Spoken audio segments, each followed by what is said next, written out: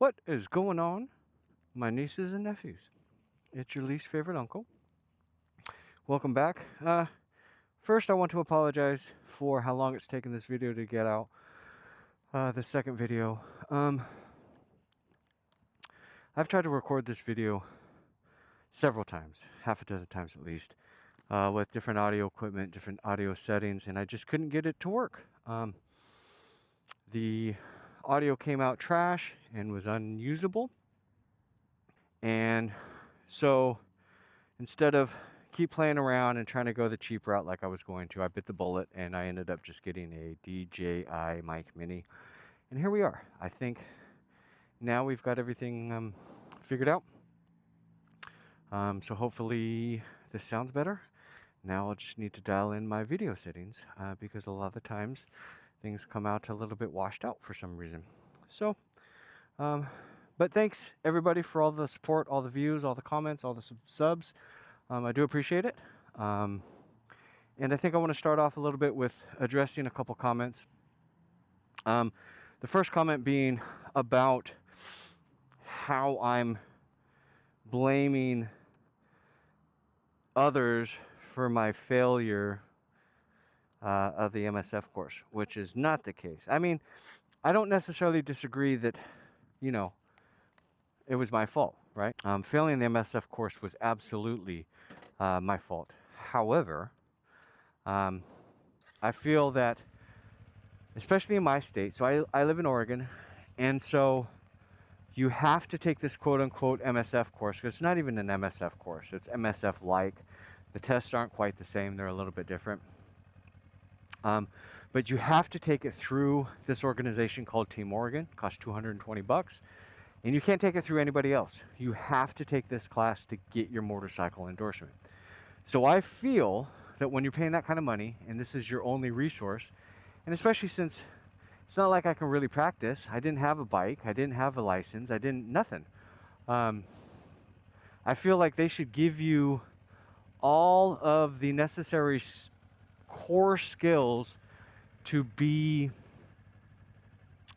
successful as a motorcycle rider and to pass the class, because it's not even a class. They literally just read off cue cards, told us to go practice for 10 or 15 minutes or whatever it was, and then everything was also timed with stopwatches, like how long they talked, how long they gave instructions, how long they picked their butts while they were standing there. Like everything was under a stopwatch, and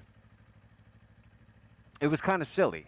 And I just feel that my particular instructors were garbage. I've heard great things about Team Oregon as a whole, but my particular instructors were all garbage. There was one guy who was halfway decent, but he wasn't running things. He was just kind of the helper, and you know. But they didn't give any type of insights. No instructions on preloading throttle. No instructions on proper clutch control. Dragging the rear brake. The only information they really gave to us regarding the rear brake was to always use it. So, right? If you're going to use the brake, use your rear brake along with your front brake. They never discussed dragging the rear brake for any type of slow speed maneuvers, which I think is a huge disservice, because without dragging the rear brake, it makes things like this so much more difficult, because then you can just preload the throttle, clutch control, and then use the rear brake as fine adjustments, right?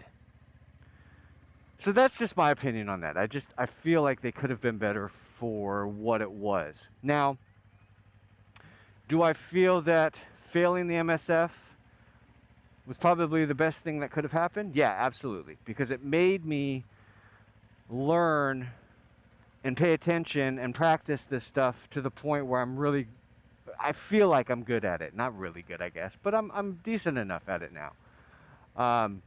But I shouldn't have to watch 10 hours of YouTube videos to learn this stuff. This should have been part of the core class, right? But it wasn't, and so it is what it is. So, you know, I did take the responsibility that, hey, this was my fault that I failed, which it absolutely was. But now I feel like, because I spend, a little bit of time on the range before I go out, practicing these slow speed maneuvers, and I don't really call it emergency braking, but strong braking, and trying the limits of my bike, because it does have ABS, and I don't want to learn on just smashing down the ABS and having ABS kick in every time. And, just because I'm just smashing the brake, I do need to learn that, because if I'm ever on a bike without ABS, I can't just go smashing the brakes. So in that sense, it was good that I learned this way.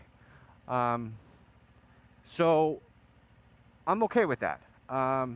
But I just feel that the instruction could have been better. So be it. So that's my stance on that. Next thing I kind of want to address is people saying, oh, you're going to outgrow that bike, you're going to get bored, you're going to this and that. And well, I think some people forget or didn't read the title of that last video. I failed my MSF. I failed the written test initially. Now, did I go back and get them? Yeah.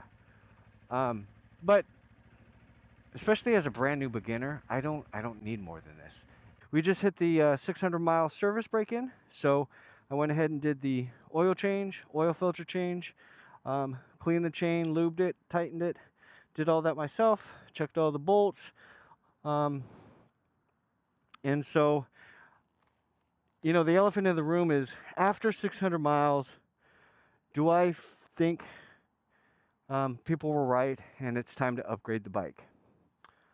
I think maybe they were right. Not with upgrading the bike. No, I'm keeping the bike. The bike is great. But we are going to mod the bike. So next week, my Graves slip-on will be here. I'm just going to do a slip-on. I'm going to do the slip-on and the Graves velocity stacks. You can do both of those things. The velocity stacks, you're able to do them in a configuration if you don't do the ECU flash. So you can still do the velocity stacks. Then when you do get the ECU flash, you can flip them around. But for now, we're just going to do the slip-on because when I do the ECU flash, I want to get everything done. I want to get that done. I want to get velocity stacks, the Ames block off, along with the removal of the extra emissions, recirculating stuff and all of that. And because I just want to ship out the ECU once. I don't want to have to do it more than once. So, it's going to be down for a week. Luckily, Two-Wheel Dyno is just right there up in Washington. They're not very far. So, it'll be down a week. But that's a week that the bike will be down, and I only want to have to do it once. So, we are going to do that. We'll probably end up getting the rear sets, adjustable rear sets from Graves as well. They also come with carbon fiber foot protectors. We'll also do the clutch springs from Graves. As any 400 owner knows, the clutch likes to slip at higher RPMs. So yeah, that's a thing. I think Barnett makes a clutch spring and plate kit where I think it adds a couple of plates or it replaces a couple of plates. I think it adds a couple of plates. I don't know if I'm going to go that route. I might just go with the regular clutch springs for now and see how that goes. We'll do the tail tidy after the exhaust. That works. It's legal. I'm okay with it. I'd rather get all of the other stuff done than spending $80 that it's going to take to get the particular tail tidy that I want, which is I think the Vagabond Industries version, just because it has spots for the stock indicators, and it's made in America, so that's a plus. But I did do a couple things already, and I got I don't think it's called Domino. I think that it's actually Domino. I do believe they're an Italian company, but I think it's Domino. Anyways, I got those grips, much better than the stock hard ones. They're a little bit softer. They just feel better. They look great. The green almost matches. I did go ahead and get some cheap lever guards. It's a Ninja. Like I said in the first video, these are, you know, completely throwaway things that if the bike drops, you know, you're gonna have to replace them. They're gonna get all scratched to hell. So I didn't want to spend $100 aside on those things, and just ended up getting some ones from Amazon that are just pretty plain, pretty simple, and just say Ninja on it, and I think look really, really good. And then probably the most important mod that I've done so far is this. My baby bike bell. It's a baby bike, and so I need my baby bike bell. And I have named the beast. It's a baby bike.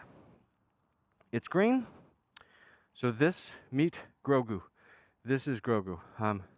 People that know me from other places, social accounts, this and that, know I'm a huge Star Wars fan. Got all kinds of tattoos, stuff like that. So this is baby Grogu. This is my bike. So that's the plans as far as upgrading. No plans to upgrade the bike.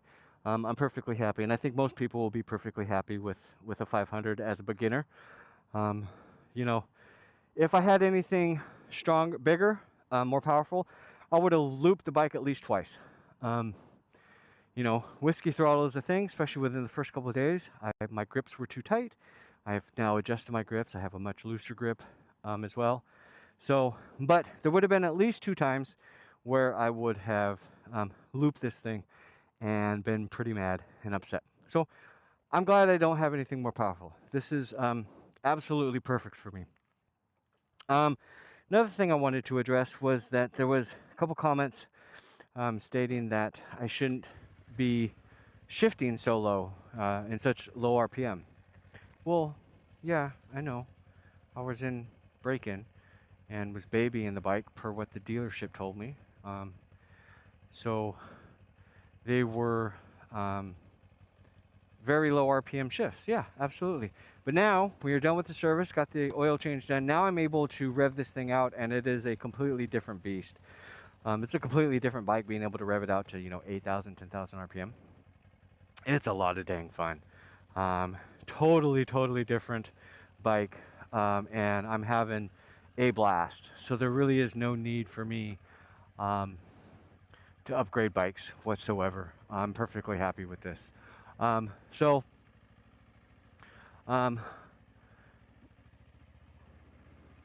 that's where I'm at as far as all of that goes.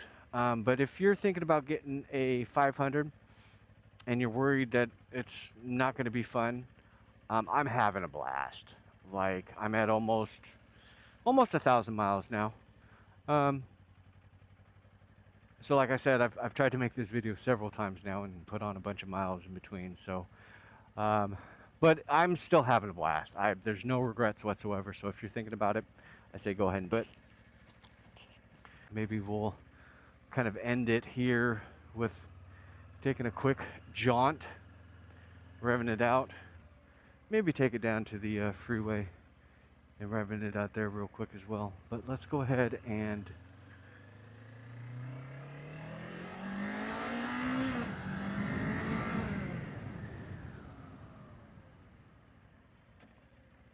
so yeah, I think that is one thing everybody should practice, is hard braking, whether you have ABS or not. Just get you to know the limits of your bike. And I think it's a good thing, and strong braking is needed way more than you might think.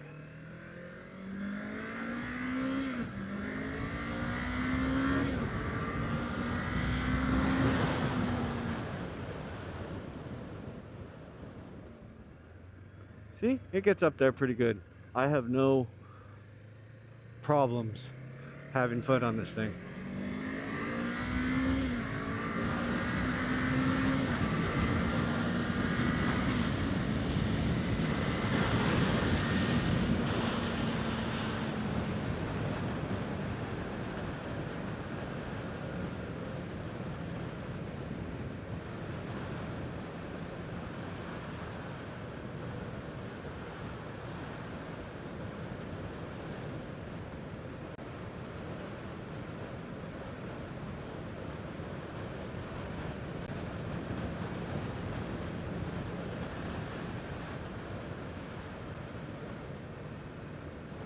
This bike is super light.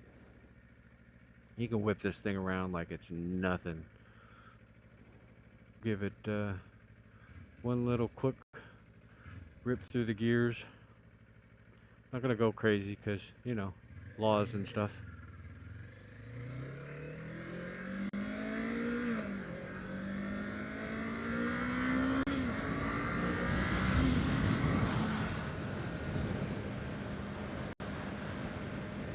But yeah, I can get up to the speed limit pretty quick. And if it's your thing, you know, you're gonna beat most cars off of the line. Easy. With not a single problem. So I don't think any beginner really needs more power. If you feel like you do, it's probably more of your ego talking than any sensibilities about choosing the right bike. But hey, do whatever the F you want to. Who am I to tell you not to do something? So you go do you, boo-boo. Just make sure you stay safe. Everybody stay safe. Just want to say thanks to everybody again. Now that I got the mic figured out for the most part, I think. Now I just got to work on the video quality and settings, and hopefully we'll be uploading quite a bit more frequently. I do have the 1,000-mile review coming up here very shortly, because it isn't all positives and pros for this. There are a couple things that I am not happy with regarding this bike. And one of them for me is actually kind of a big issue, but I will go over that in the next video, in the 1,000-mile review, and what I wish was different about the bike, and then fully go over what I absolutely love about it. But there's a couple things that I wish were different, and one of them, at least for me, is pretty major. But that's gonna do it for me, guys. I do appreciate it. Don't like, don't subscribe, don't comment. I'm just some random dude on the internet who likes to ride motorcycles. So ride safe, y'all.